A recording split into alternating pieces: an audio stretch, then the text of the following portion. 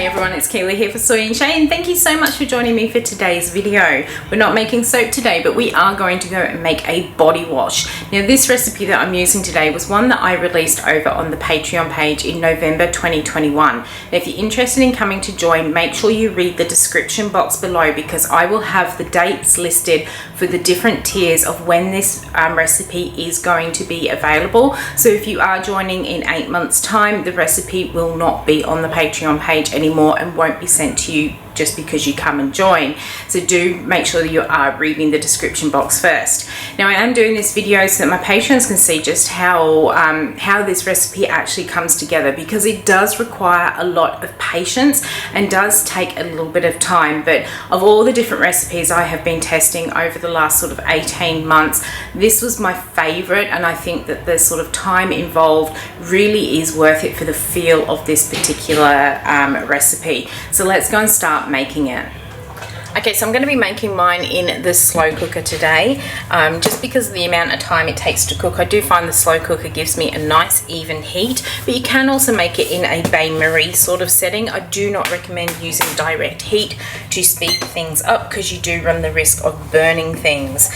First thing I'm going to do is weigh out all of my surfactants and get them melted down and well combined. Now the recipe does call for sodium cocoa sulfate needles, and yes, I know that is a word that so many people hate, but the reason I use sodium cocoa sulfate is because it is a natural ingredient that is biodegradable and is safe for our waterways, unlike some of the other surfactants that are out there. It is also very active, much higher in active sort of quantities than most other surfactants, so you need far less than you do of any of the other surfactants out there. And the word sulfate just simply means that they've used sulfur to extract the fatty acids from out of coconuts to make this particular ingredient.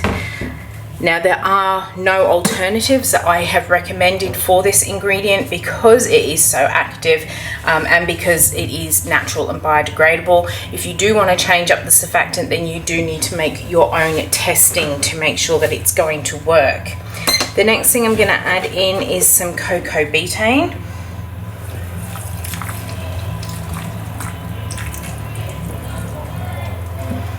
Now the cocoa betaine that I am adding into this will help bring mildness to that sodium cocoa sulfate.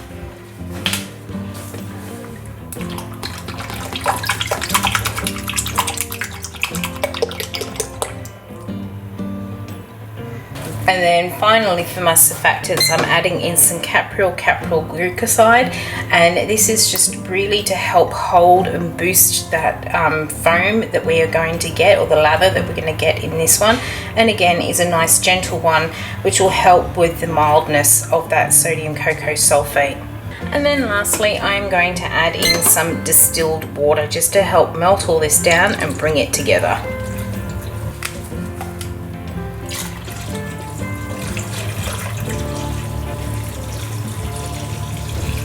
Okay, we're just going to give that a gentle stir just to make sure everything is combined, nothing is stuck to the bottom of the pot here. Now one thing that one of my patrons did tell me is that she had more success using the powdered version of sodium cocoa sulfate. I use the needles. It does take a long time.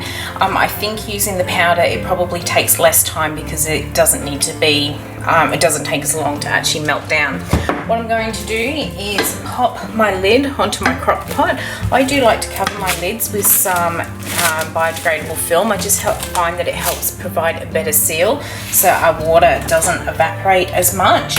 And what I'm going to do is actually tear my scales out and weigh my pot as it is. I'm going to note down the weight, and then we're going to pop it into the slow cooker on a medium to high heat, and it's probably going to take about an hour to an hour and a half for this size recipe to melt down. I'll come back every so often and give it a stir, and I will show you what it looks like once it is completely melted. You really do have to be very patient with this. If it is not completely melted together when you come to the final stages of the body wash, you'll have lumps of unmelted surfactant in there, and you'll be able to see them through the body wash. You won't get a nice smooth looking body wash. So we'll leave this one sitting. I'll come back every 20 to 30 minutes and give it a stir, and I'll show you what it looks like.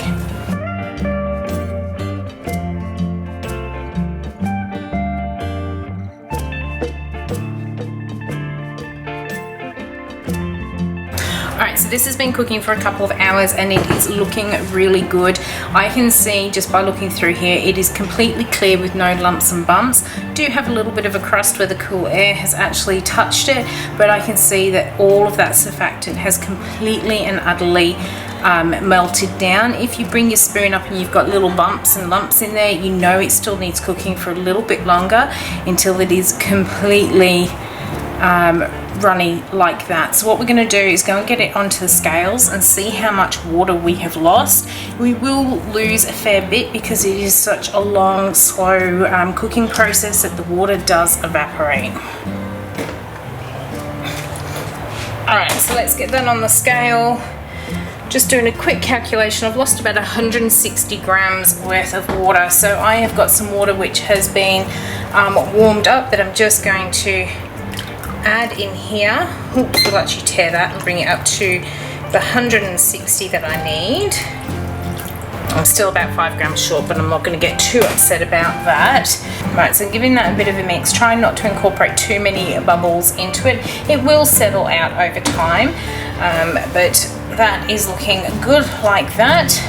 Alright, so now I've done that, what I want to do is actually split this up into 2 batches because I'm going to do two different fragrances. I know this might seem a little bit long-winded. I do find it the easiest way to do it though. What I've done is I know exactly how much I've got in here, and I've taken off the weight of my crock pot and worked out what half of it is. And now I'm going to split it out into this container here. Okay, now I've got that split out into my 2 different batches. I'm going to let this cool right down until it comes down to about 40 degrees. Okay, so this has been sitting here cooling down. We are sitting at about 35-36 degrees Celsius, and what you can see is this has gone really, really thick, like jelly. Now, don't worry, this is not how thick the body wash stays. Once we start adding in the other ingredients, this is going to thin out. So let's start adding those in. So the first thing I'm going to do is hydrate some xanthan gum. Now, although this looks super thick right now, once we add in our fragrance and our solubilizer super fat, this is going to really thin out. So we're going to need a bit of thickener. So I'm going to be using some glycerin and xanthan gum. The xanthan gum is a natural thickener, and it will also help to suspend any color that goes into this one, and it also helps to stabilize the whole product as well. So I'm going to measure out my glycerin first. Alright, so I've got my xanthan gum here. It's really important to hydrate it first before adding it into the mix, otherwise you will end up with lumps and bumps. But if you hydrate it in your glycerin, there is no problems there.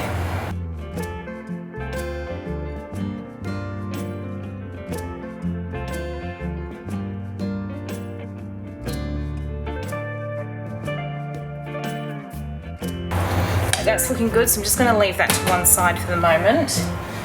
Next thing I'm going to do is weigh out my fragrance and my solubilizer, which also acts as a super fatting agent.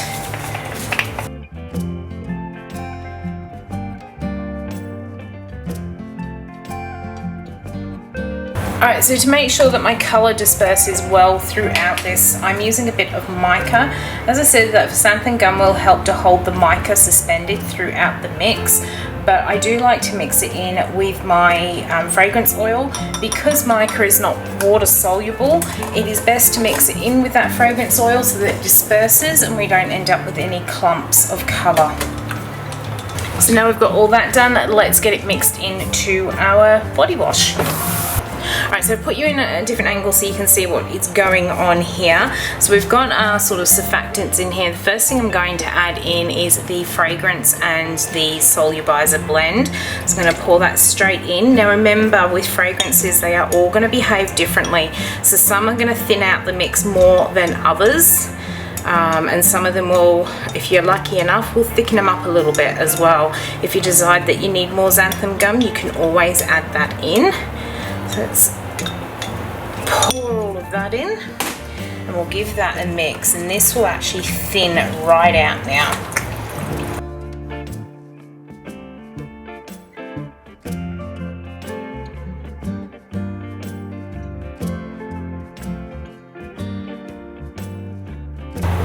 Now I'm giving it a really good mix without kind of folding the spoon through, so trying to keep that spoon submerged at all times, and that's that we don't incorporate too much air and too much bubble into this mix. But you can now see that we have this beautiful looking body wash. Now this fragrance oil doesn't thin it out too much, but I am still going to add in our glycerin for that humectancy and that xanthan gum, because I do want it to be just a little bit thicker than that.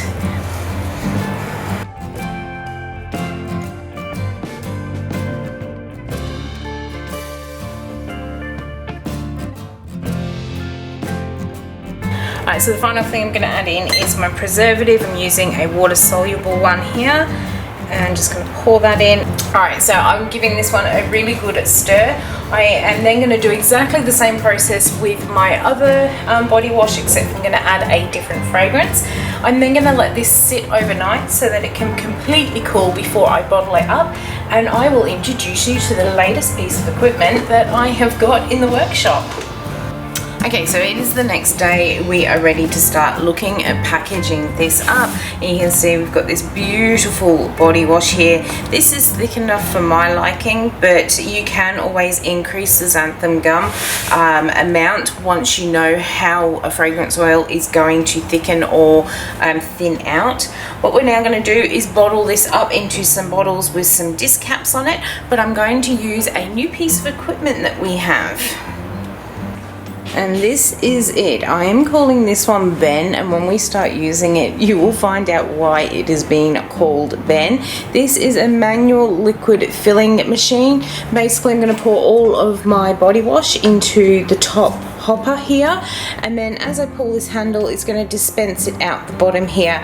And this down here, this little knob here, this allows you to alter how much the handle pulls down and give you a specific weight for filling up the bottles. I found it so quick and easy using this machine, and I end up with the perfect weight in my bottles every time. So let's start getting this done.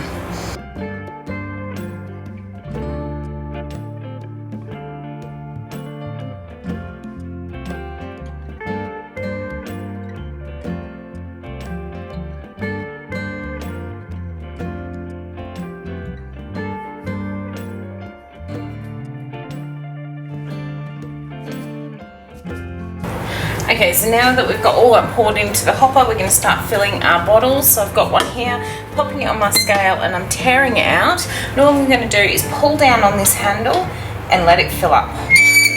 And it's very noisy. And that's why she's called me, or he's called me, Ben.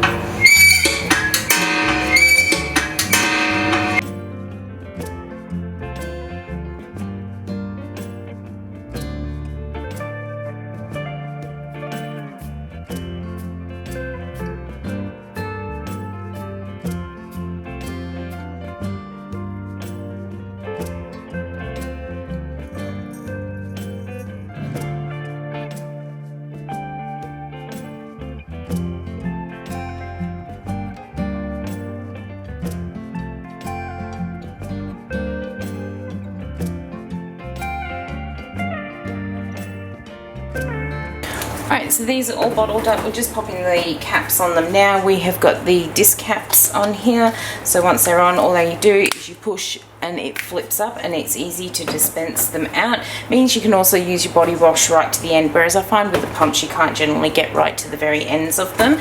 So they're all done. I'm going to go and grab the labels.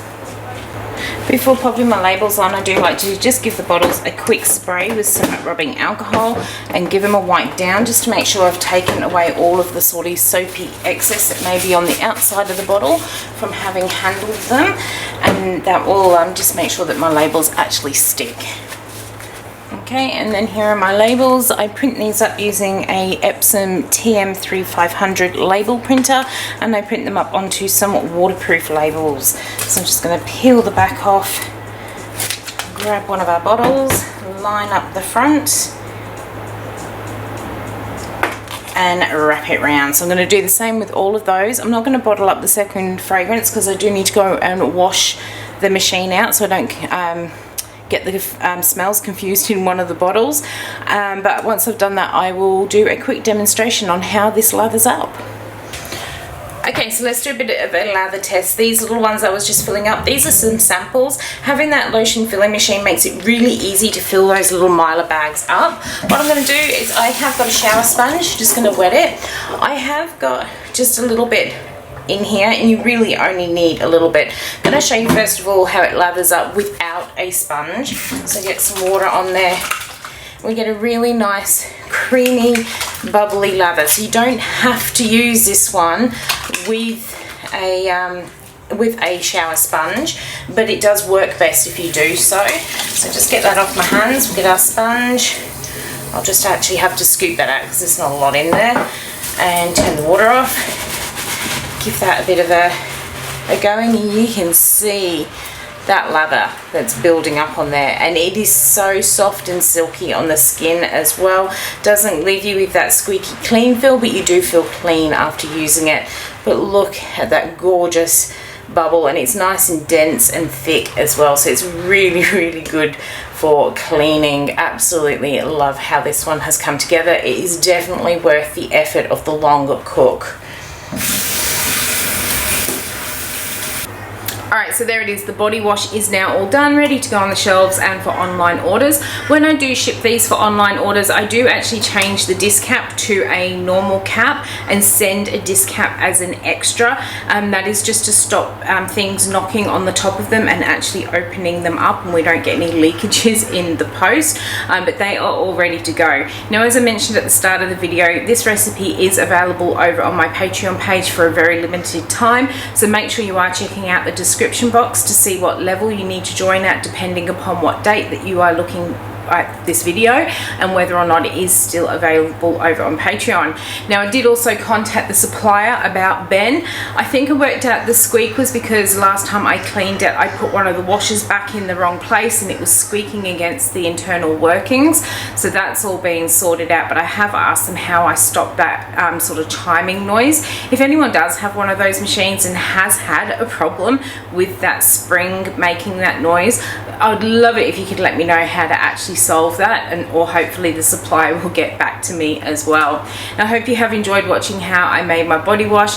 If you did, why not leave me a thumbs up and any comments down below, and until the next video comes out, I hope you have a great one, and I'll see you then. Bye.